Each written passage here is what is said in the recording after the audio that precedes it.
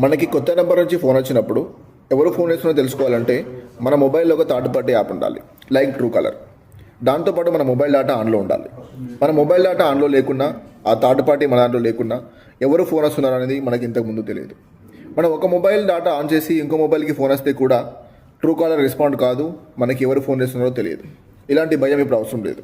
మరియు third party ద్వారా data ఏమైనా లీక్ అవుతుందనే భయం ఉంటుంది. ఇలాంటి భయాలు ఏం అవసరం లేదు. ఇప్పుడు కొత్తగా ట్రై తీసుకున్న నిర్ణయం ప్రకారం మన మొబైల్లో ఎలాంటి యాప్ లేకుండా ఎవరు ఫోన్ చేస్తున్నారో వాళ్ళ నేమ్ ఆటోమేటిక్గా డిస్ప్లే పైన షో అయిపోద్ది.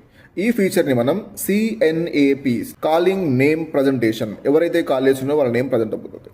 ఎవరైతే మనకి కాల్ చేస్తున్నారో అన్నోన్ నెంబర్ నుంచి వాళ్ళు ఏ పేరు పైన సిమ్ తీసుకుంటారో ఆ సిమ్ పేరే మనకి కనిపిస్తుంది. ఇక్కడ ఎలాంటి ఫేక్ ఇన్ఫర్మేషన్ కనిపించదు. సిమ్ తీసుకున్నప్పుడు ఏ నేమ్ ఇచ్చారో ఆ సిమ్ ఏ నేమ్తో రిజిస్ట్రేషన్ చేయబడిందో ఆ నేమ్ మనకు కనిపిస్తుంది. దీని ద్వారా మనం spam calls and fraud calls తగ్గించుకోవచ్చు and third party app uses తగ్గించవచ్చు.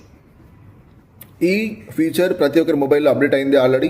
కొందరు మొబైల్లో షో అవుతుంది, ఇంకొందరు మొబైల్లో ఇంకా అప్డేట్ కాలేదు. అది ఆటోమేటిక్గా అప్డేట్ అవుతుంది, మనం ఎలాంటి అప్డేట్ చేయాల్సిన అవసరం లేదు.